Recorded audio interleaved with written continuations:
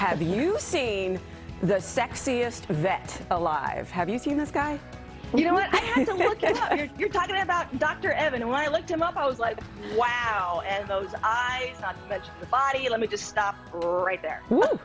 Malou? Malou. Whoa. All right. Look, I am a happily married woman, but I do appreciate some eye candy now and then, all right? But what I really find most attractive about him is his love for animals. He's incredible. All right, Sexiest Vet Alive. Does that title ever get old?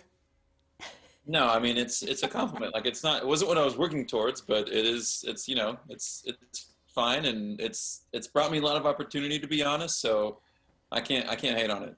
Yeah, absolutely. So let's talk about this new book that you have.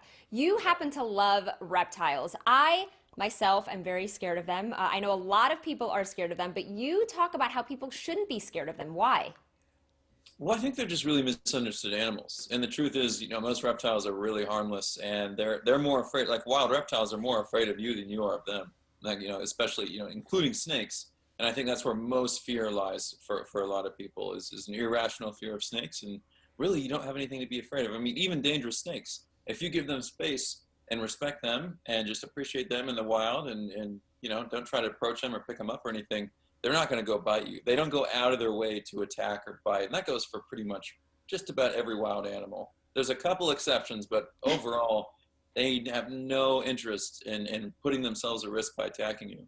Where do you think this fear came from then? I mean, if they're just tiny little creatures, why do you think people are so scared of them? I'm deathly afraid of spiders and snakes.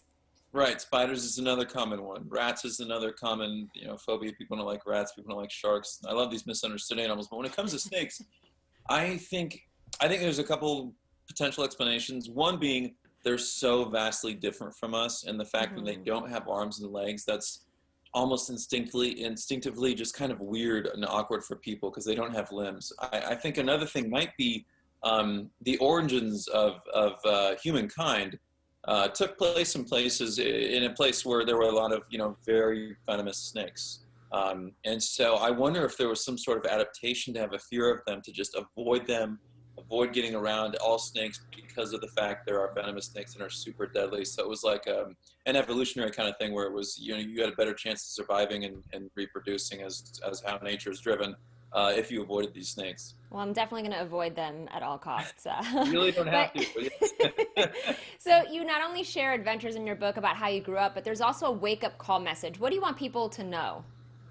I mean, a big part of the book is not just sharing my stories and passion for the animals and my traveling and what I've worked with, but just being a little bit more aware of some of the conservation messages that are around the world, whether it's issues with animals and tourism like elephants in Asia, or if it's what's going on with our Africa's rhino, or whatever it is, it's sharks, how many sharks are being finned every year, caught up, and their fins are being cut off, and how that's going to change our ocean ecology and change our whole world. So there's a lot of messages there when it comes to those kind of things.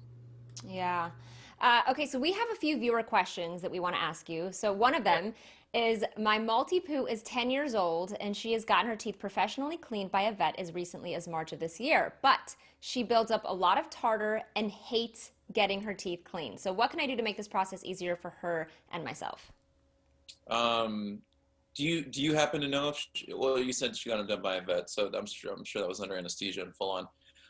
Yeah, I mean, the best thing you can do is try to slow down the progression of dental disease. So with small breed dogs, including my little dog, I got Henry here. Henry.